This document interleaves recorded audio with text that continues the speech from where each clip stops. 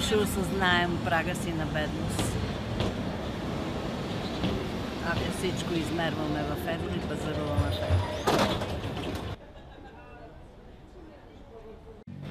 евро. Някога защо не?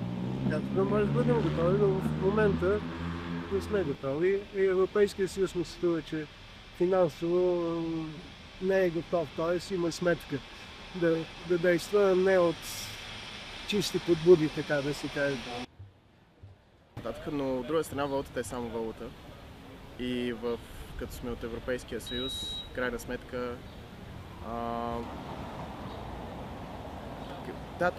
то вече си е решено, еврото си е евро. И мисля, че България винаги е печелила немалко от Европейския съюз. И дали е лев, дали е евро, както виждаме и с лева нещата се покачват като цени, като инфлация и така нататък, и с еврото ще е подобно. Не мисля, че ще има фатална разлика.